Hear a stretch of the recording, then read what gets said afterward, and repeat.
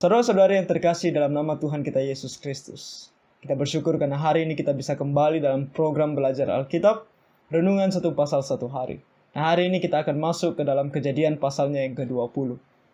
Nah, hari ini kita akan melihat untuk kedua kalinya seorang bapa daripada orang-orang yang beriman, yaitu Abraham sendiri, melakukan dosa yang sama seperti yang pernah dia lakukan.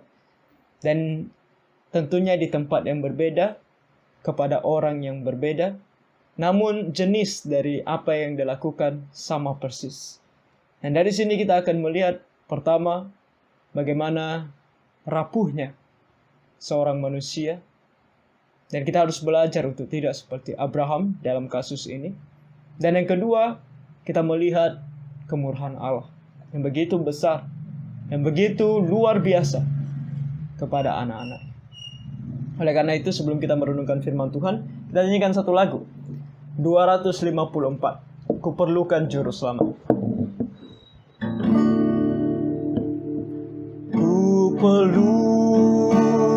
Juru Selamat, agar ku tak tersesat, dan ku harus merasakan bahwa Tuhanku dekat, maka jiwaku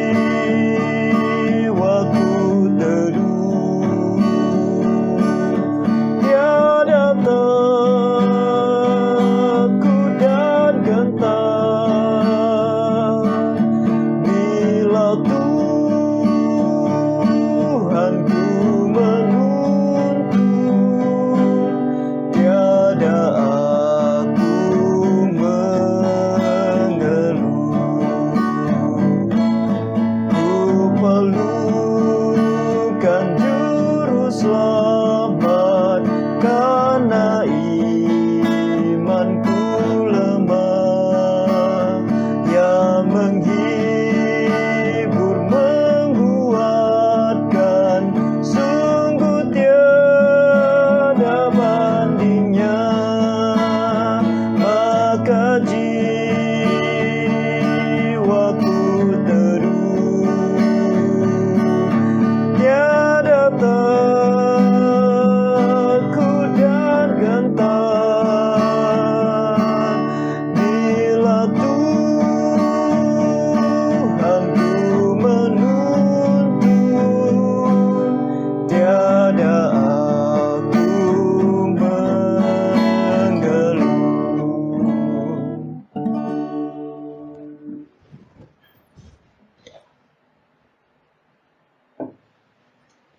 Nah, sesungguhnya betapa kita sangat merindukan, atau kita sangat membutuhkan lebih tepatnya, pertolongan, pimpinan, dan penyertaan Tuhan. Karena kita ini lemah, dan kita gampang jatuh ke dalam pencobaan. Baiklah, kita jangan menganggap diri hebat, menyombongkan kekuatan, bahkan kerohanian kita. Sebab di sini kita lihat, seorang Abraham sekalipun jatuh ke dalam dosa. Kita lihat dalam Kejadian pasalnya yang ke-19. Maksud saya pasalnya yang ke-20. Abraham dan Abimelek. Lalu Abraham berangkat dari situ ke tanah Negeb, dan ia menetap antara Kadesh dan Syur. Ia tinggal di Gerar sebagai orang asing. Dan dari mana ini? Kita lihat di pasalnya yang ke-18, ke-19. Dia tinggal di Mamre, atau lebih tepatnya di daerah sekitar Hebron. Dan sekarang dia turun ke selatan. Dia turun ke selatan dan dia menetap antara Kadesh dan Syur. Nah, Kadesh adalah sebuah kota atau sebuah tempat, daerah. Dan Syur adalah nama sebuah padang gurun. Padang gurun, Syur namanya. Dan ini padang gurun yang sangat luas. Dan dia tinggal, dikatakan di sini, di Gerar. Ia tinggal di Gerar sebagai orang asing. Nah, Gerar adalah sebuah kota, dan di sana sudah ada penduduknya. Jadi makanya dikatakan di sini dia tinggal di sana sebagai orang asing. Tidak tahu kenapa dan apa maksudnya dia pergi ke sana, kita pun tidak diberitahu. Tetapi yang diberitahukan kepada kita adalah apa yang terjadi di Gerar. Ayat kedua berkata, oleh karena Abraham telah mengatakan tentang Sarah istrinya, dia saudaraku, maka Abimelek, raja Gerar, menyuruh mengambil Sarah. Saudara-saudara, di sini kita tahu umur Abraham sekitar 99 sampai 100 tahun. Dan jarak antara Abraham dengan Sarah adalah 10 tahun. Berarti Sarah berumur 89 sampai 90 tahun. Apa yang terjadi di sini, saudara-saudara? Seorang perempuan berumur 89 sampai 90 tahun kelihatannya masih sangat cantik. Sehingga Raja Abimelek pun, yang seorang raja, yang kita tahu raja memiliki standar yang sangat tinggi, dan dia bisa memiliki istri dari mana saja yang dia mau. Dia bisa memilih yang terbaik untuk dia. Tertarik kepada Sarah. Nah, kita tidak tahu betapa cantiknya atau betapa menariknya Sarah. Bisa karena parasnya yang cantik. Bisa juga karena dia adalah seorang perempuan yang kelakuannya begitu luar biasa eloknya. Sehingga orang yang melihat dia tertarik dengan dia. Jadi apapun itu, kita melihat di sini Abimelek menyukai Sarah. Dan yang paling penting adalah kita diberitahukan tentang dosa Abraham. Untuk kedua kalinya, kalau kita mempelajari Kejadian pasalnya yang ke-12, kita bisa kembali melihat Kejadian pasal 12. Dan di sana Abraham melakukan hal yang sama ketika dia pergi ke Mesir. Dalam perjalanan menuju Mesir, dia berkata kepada Sarah, Sarah, jangan beritahukan bahwa engkau adalah istriku, beritahukan saja bahwa engkau saudaraku. Sehingga orang kalau mereka menyukai engkau, mereka tidak membunuh aku. Nah, alasan yang sama yang tentunya diberikan oleh Abraham di sini kepada Sarah, sehingga Sarah pun mengatakan bahwa dia adalah saudaranya, saudara daripada Abraham, bukan istrinya. Dan ini adalah sebuah kesalahan, dan ini adalah sebuah dosa. Karena Abraham kembali tidak percaya kepada kekuatan Allah. Tidak percaya bahwa Tuhan melindungi dia sehingga dia harus memikirkan cara bagaimana caranya untuk bisa menyelamatkan dirinya, itu dengan kata kasarnya adalah menjual istrinya. Karena dia tahu kalau dia mengatakan Sarah adalah saudaranya atau saudarinya, orang bisa mengambil Sarah sebagai istrinya. Dan itu sebagai seorang suami, kita melakukan itu ada hal yang salah yang dilakukan oleh Abraham. Dan ini adalah kebohongan. Karena menutupi suatu kebenaran yang seharusnya diungkapkan. Itulah yang terjadi dengan Abraham. Nah, kita lihat di sini betapa lemahnya iman kita. Abraham, seorang bapa orang beriman, jatuh ke dalam pencobaan dan melakukan dosa di hadapan Tuhan. Dan kita pun tidak ada jaminan bahwa kita tidak jatuh ke dalam dosa. Oleh karena itu kita harus selalu waspada dan sangat berhati-hati. Oleh karena si iblis begitu liciknya. Dan dia bisa menggoda kita dengan cara yang begitu liciknya sehingga kita pun jatuh ke dalamnya. Baik saudara yang mendengarkan, merenungkan firman Tuhan ini bersama-sama dengan saya, dan saya sendiri pun terkadang saya jatuh di dalam dosa. Sama seperti Abraham ini. Jadi mari kita sangat selalu mendekatkan diri kepada Tuhan dan berdoa dan senantiasa menyerahkan segala sesuatunya di hadapan Tuhan. Sebab kita bisa jatuh ke dalam dosa, bahkan dosa yang sama seperti dilakukan oleh Abraham ini. Mari kita sangat berhati-hati dan waspada. Ayat 3, tetapi pada waktu malam Allah datang kepada Abimelek dalam suatu mimpi serta berfirman kepadanya. Apa yang dilakukan Abraham adalah salah. Tetapi apa juga yang menjadi akibat dari kesalahan Abraham adalah sesuatu yang berbahaya. Karena kita tahu bahwa Sarah harus melahirkan anak dari Abraham. Harus melahirkan anak dari Abraham, sebab keturunan dari Abraham inilah yang nantinya Mesias akan datang. Jadi kalau Abimelek bersetubuh dengan Sarah dan Sarah mengandung daripada Abimelek, maka itu akan merusak rencana Allah. Dan Allah di dalam kuasanya tidak boleh gagal. Dan tidak akan pernah gagal di dalam rencananya. Oleh karena itu, karena Abraham di sini tidak bisa melakukan apa-apa, oleh karena kesalahannya sendiri, dan ini adalah hukuman bagi dosanya, yaitu istrinya diambil daripada dia. Dan kemungkinan dia tidak akan dipakai oleh Tuhan lagi. Ya, kalau misalnya Sarah mengandung dan daripada Abimelek, Tuhan tidak, dalam tanda kutip, tidak memakai lagi Abraham untuk meneruskan rencananya, sebab Abraham sudah gagal. Tapi di sini kita lihat kemurahan Tuhan. Kuasa Tuhan di dalam menjaga agar rencananya tidak gagal. Dan juga kemurahannya untuk Abraham, di mana dia memaafkan dan mengampuni Abraham. Kita lihat, saya mau membacakan bagi kita apa yang dituliskan oleh John Calvin ketika dia mengomentari atau ya membuat tafsiran akan ayat firman Tuhan ini, berkomentar terhadap ayat firman Tuhan ini. Dia katakan di sini Musa menunjukkan bahwa Tuhan berlaku dengan kelemah lembutan, yaitu dalam menghukum hambanya. Dia sebagai seorang bapa juga mengampuninya. Dia menghukum Abraham. Hukumannya adalah istrinya diambil daripada dia. Rasa takut diberikan kepada dia. Nantinya Abimelek akan memarahi dia, mempermalukan dia di hadapan umum. Sama seperti kepada kita. Sehingga ketika memukul kita dengan rotannya, kemurahan dan kebaikannya jauh melampaui kekejamannya. Allah memang menghukum Abraham, tetapi di satu sisi dia mengampuni Abraham dengan mengambil Sarah kembali daripada Abimelek dan menjaga supaya Sarah tidak mengandung anak daripada Abimelek dan mengembalikan Sarah kepada Abraham. Sehingga Abraham bisa kembali kepada istrinya dan mereka bisa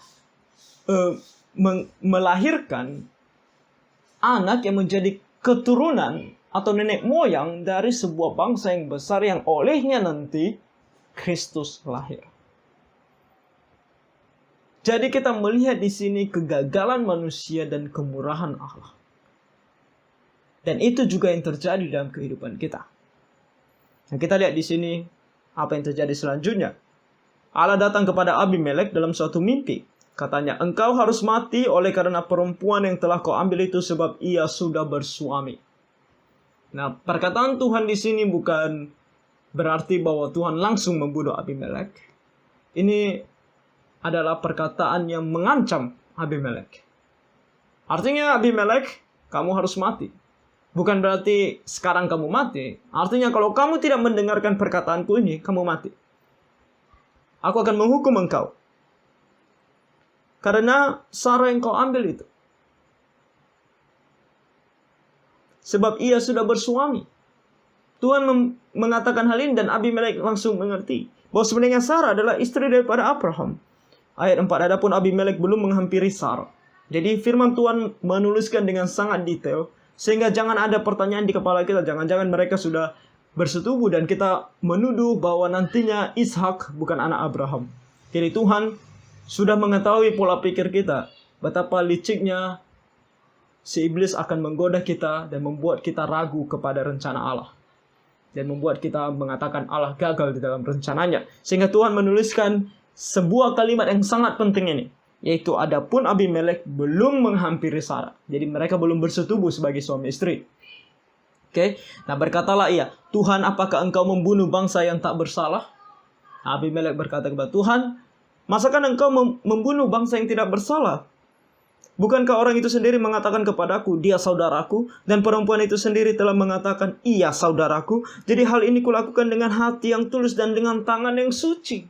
Aku tidak bersalah Tuhan, aku tidak tahu. Perempuan ini mengatakan dia saudaraku. Laki-laki itu juga mengatakan dia saudaraku. Aku tidak tahu bahwa dia adalah istri dari laki-laki tersebut. Ayat 6, lalu berfirmanlah Allah kepadanya dalam mimpi, aku tahu juga bahwa engkau telah melakukan hal itu dengan hati yang tulus. Maka aku pun telah mencegah engkau untuk berbuat dosa terhadap aku. Lihat, Tuhan pun tahu dan dia juga mencegah bahkan Abimelek, raja dari bangsa asing untuk melakukan kejahatan di mata Tuhan. Dan tentunya ini juga demi rencananya yang tidak boleh gagal terhadap Abraham dan Sarah dan keturunan mereka. Sebab itu aku tidak membiarkan engkau menjamah dia. Ayat 7, jadi sekarang kembalikanlah istri orang itu sebab dia seorang nabi. Ia akan berdoa untuk engkau, maka engkau tetap hidup. Tetapi jika engkau tidak mengembalikan dia, ketahuilah engkau pasti mati, engkau dan semua orang yang bersama-sama dengan engkau. Abraham sudah melakukan dosa di hadapan Tuhan. Kembali di sini kita melihat betapa Tuhan itu bermurah hati terhadap Abraham. Meskipun Abraham telah melakukan dosa di hadapannya, dia menghukum Abraham dengan mengambil Sarah dari pangkuannya, dari pelukannya, dan juga dengan nantinya dimarahi oleh Abimelek. Namun di sini Tuhan menunjukkan kasih-Nya bahwa dia telah mengampuni Abraham karena dia masih memanggil Abraham sebagai nabinya. Seorang yang akan memperkatakan firman-Nya, memberitahukan kepada orang tentang apa kehendak Tuhan. Itulah Abraham yang dikasihi oleh Tuhan. Dan demikian juga kepada kita. Saudara-saudara, jikalau kita adalah anak-anak Tuhan, mungkin kemarin atau hari ini atau kemarin-kemarin atau sebelum-sebelumnya ada dosa yang pernah kita lakukan di hadapan Tuhan, dan itu membuat kita sangat sedih, membuat kita sangat kecewa akan diri kita sendiri, membuat kita malu di hadapan Tuhan. Saudara, janganlah berputus asa, karena fakta bahwa kita masih bisa hidup, fakta bahwa kita masih bisa bernafas, fakta bahwa kita masih bisa beraktivitas adalah fakta di mana Tuhan masih bermurah hati kepada kita. Dia masih memberikan kita kesempatan untuk bertobat dan kesempatan untuk bersaksi baginya. Selama kita masih diberikan nafas kehidupan ini, Tuhan masih memberikan kita kesempatan untuk bertobat dan bersaksi baginya. Oleh karena itu, jangan kita putus asa oleh karena dosa yang pernah kita lakukan. Saya secara pribadi berbicara dari pengalaman saya bersama dengan Tuhan. Pernah suatu waktu di mana saya pun jatuh ke dalam dosa dan membuat saya merasa sangat sedih dan merasa tidak layak lagi untuk melayani Tuhan. Masa-masa yang begitu sulit, masa-masa yang begitu penuh dengan murka kepada diri sendiri. Bahkan kalau hari ini pun saya mengingat akan hal itu, saya kecewa kepada diri saya sendiri. Tapi saya mengingat, Tuhan mengatakan bahwa tidak ada dosa yang tidak diampuni. Maka saya meyakinkan diri saya, apakah saya sudah sungguh-sungguh bertobat? Apakah saya sudah sungguh-sungguh meminta pengampunan kepada Tuhan? Ya, saya sudah melakukannya. Saya sungguh-sungguh datang kepada Tuhan dan meminta pengampunannya. Saya sungguh-sungguh datang kepada Tuhan dan meminta Dia untuk berkuasa atas saya, sehingga saya betul-betul bisa bertobat. Dan saya memohon kepada Tuhan untuk tetap memakai saya untuk melayani Dia. Dan sukacita yang Tuhan berikan, dan ayat firman Tuhan yang barusan kita baca, sangat menguatkan. Sehingga kita tahu betapa besarnya kemurahan Tuhan kepada kita. Ia telah mengampuni segala dosa kita. Dan fakta bahwa kita masih bisa diberikan kesempatan hidup adalah fakta di mana kita harus melakukan yang terbaik di sisa kehidupan kita ini. Yang lalu, di dalam dosa biarlah berlalu. Tapi sisa kehidupan di masa depan ini, mari kita pakai sepenuhnya untuk melayani Tuhan. Jadi jangan larut di dalam kesedihan karena dosa dan tidak berbuat apa-apa, bahkan putus asa, menganggap diri tidak layak lagi di hadapan Tuhan dan tidak mau melayani Tuhan lagi. Itu adalah godaan si iblis. Sebab salah satu contoh lainnya seperti Petrus, seorang rasul Tuhan yang menyangkal Tuhan Yesus 3 kali. Dia menangis dan bertobat setelah itu. Namun dia tidak memiliki semangat untuk melayani Tuhan, sebab dia kecewa akan dirinya sendiri. Dan dia tidak tahu apa yang harus dia lakukan. Hingga akhirnya Tuhan harus menampakkan diri kepada dia. Dan memberikan dia suatu kepastian, kekuatan, bahwa dia harus memberikan makanan domba-domba Tuhan. Tuhan mengampuni, dan dia tetap mau memakai kita untuk kemuliaan namanya, selama kita masih hidup dalam dunia ini. Oleh karena itu, mari kita bangkit. Kita bangkit dengan semangat yang baru, dan kita melayani Tuhan. Nah, apa yang dilakukan Tuhan bagi Abraham di sini adalah hal yang juga dia lakukan kepada kita. Ayat 8, keesokan harinya pagi-pagi Abimelek memanggil semua hambanya dan memberitahukan seluruh peristiwa itu kepada mereka. Lihat, Abraham dipermalukan. Hukuman bagi dosanya. Jadi harus terima ini. Karena Abimelek berbicara bukan hanya kepada penasehat-penasehatnya, orang-orang tertinggi di dalam kerajaan, tetapi juga bahkan kepada hamba-hambanya, semua hambanya, dan memberitahukan seluruh peristiwa itu kepada mereka. Lalu sangat takutlah orang-orang itu. Kemudian Abimelek memanggil Abraham dan berkata kepadanya. Setelah dia memanggil mereka, dia panggil Abraham. Jadi di depan mata mereka semua, di hadapan mereka semua, Abimelek memanggil Abraham dan berkata, perbuatan apakah yang kau lakukan ini terhadap kami? Dan kesalahan apakah yang kulakukan terhadap engkau? Sehingga engkau mendatangkan dosa besar atas diriku dan kerajaanku. Engkau telah berbuat hal-hal yang tidak patut kepadaku. Di hadapan semua orang, bayangkan situasinya. Semua orang melihat Abraham dan mereka mengatakan, Abraham, mengapa engkau melakukan ini terhadap kami? Kalau Tuhan tidak datang dan memberitahukan raja, matilah kami.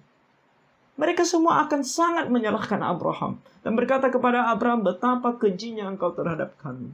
Saudara-saudara, ketika kita melakukan dosa di hadapan Tuhan, itulah salah satu hukuman Tuhan. Cara Tuhan untuk menghukum kita, yaitu dengan membiarkan kita dilihat oleh orang dan kita menjadi sangat malu. Rasa malu yang begitu besar. Namun kita harus bisa menerimanya.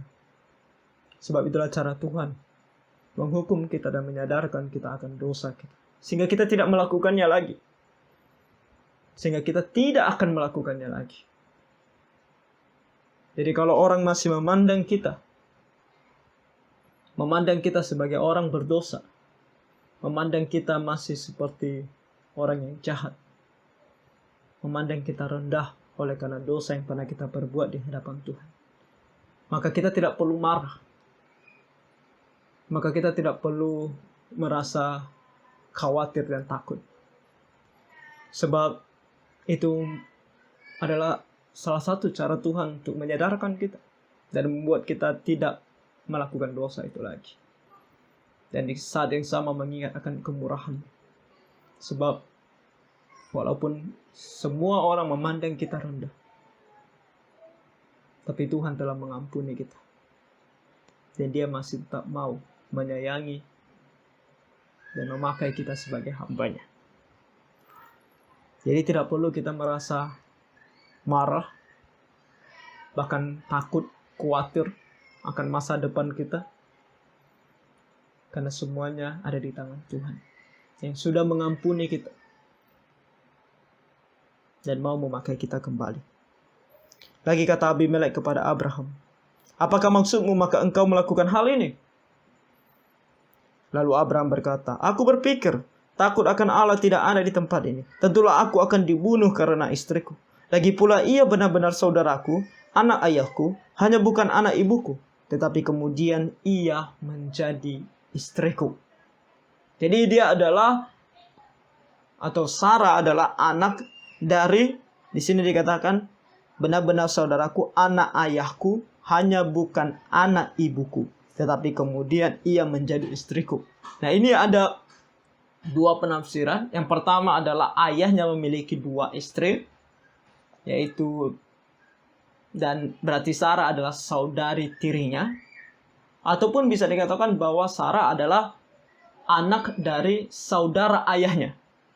Oke, saudara ayahnya. Nah, yang mana satu pada masa itu budaya mereka mengizinkan yang mana satu untuk dinikahi.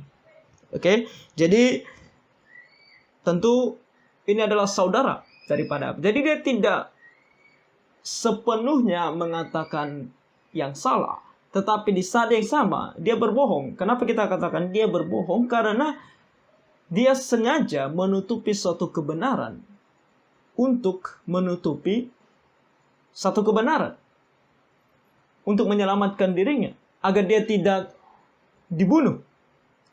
Dan kebenaran yang dia tutupi adalah kebenaran yang sangat penting dan yang seharusnya dikatakan. Oke?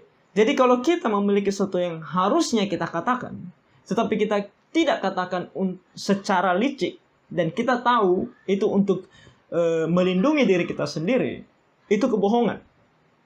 Dan di sini Abraham kena batunya dan dia dihukum oleh Tuhan.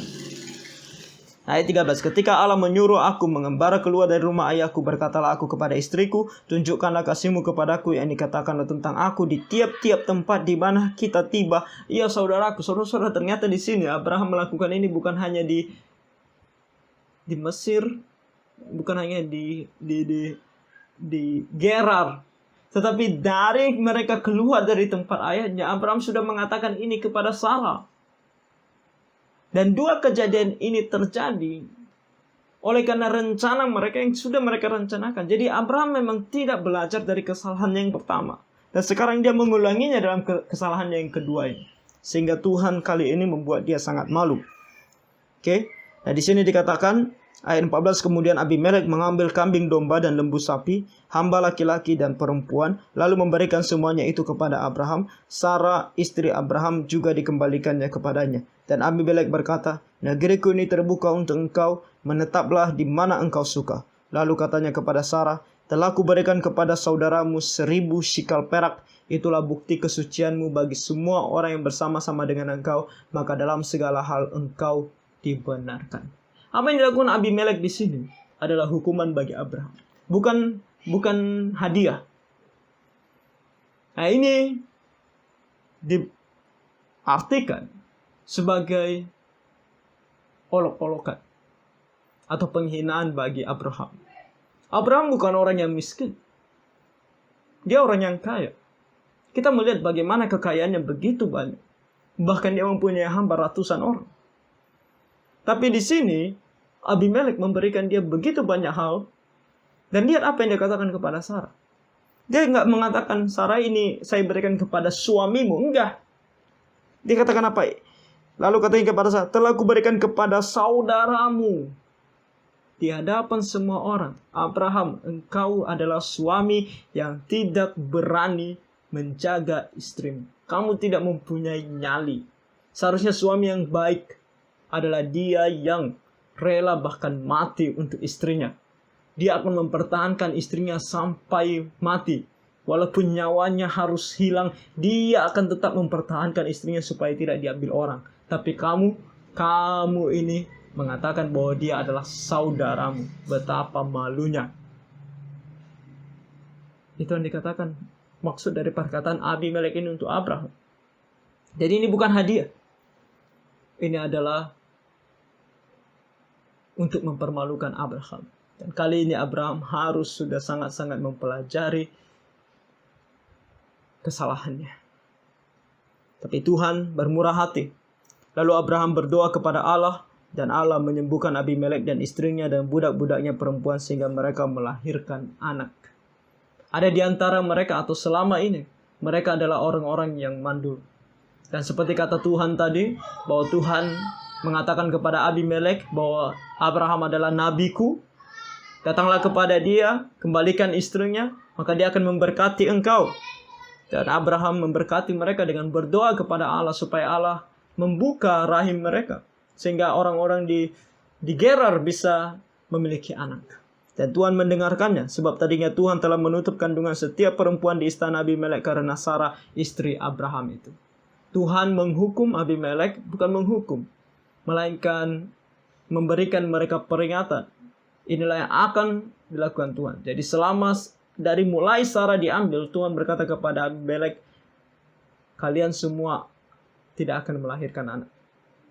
Dan harus Abraham berdoa agar Tuhan bermurah hati sehingga hukuman bagi mereka ini tidak terjadi atau tidak berlanjut.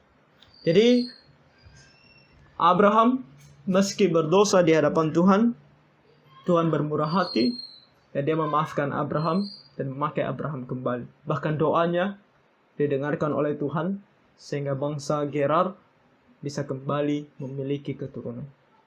Apa yang kita pelajari di dalam pasal ini? Bukan supaya kita sesuka hati kita. Lihat Abraham, orang yang percaya kepada Tuhan. Ketika dia berdosa pun Tuhan memaafkan dia. Bahkan Tuhan memberkati dia. Bukan itu pelajarannya bagi kita, saudara-saudara. Karena dalam firman Tuhan dikatakan apa? kita tidak boleh melakukan sesuka hati kita. Kemerdekaan yang kita miliki di dalam Tuhan Yesus bukan kemerdekaan untuk kita berbuat dosa. Jadi pelajarannya bukan bagi kita untuk meniru dosanya Abraham atau berlaku sesuka hati kita, karena Tuhan tahu pasti memaafkan kita. Tetapi di sini yang perlu kita pelajari adalah pertama, kewaspadaan. Hati-hati, sangat waspada. Sebab iblis sangat licik di dalam menggoda kita. Menggoda kita untuk jatuh ke dalam dosa. Banyak hal dia bisa gunakan. Bisa dari dalam diri kita sendiri. Kemauan, keinginan kita, hasrat kita. Segala hal di dalam diri kita sendiri. Kemudian dari luar, apa yang kita lihat, apa yang kita pegang, bahkan hal-hal yang tidak sengaja kita temui, tidak sengaja kita lihat, tidak sengaja, banyak hal yang tidak sengaja, yang iblis sengaja tunjukkan kepada kita, sehingga kita jatuh ke dalam dosa. Jadi kita harus sangat waspada.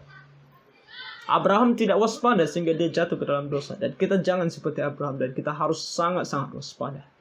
Yang kedua, ketika kita sudah jatuh ke dalam dosa, di dalam segala kewaspadaan kita, terkadang kita jatuh ke dalam dosa, maka bangkitlah.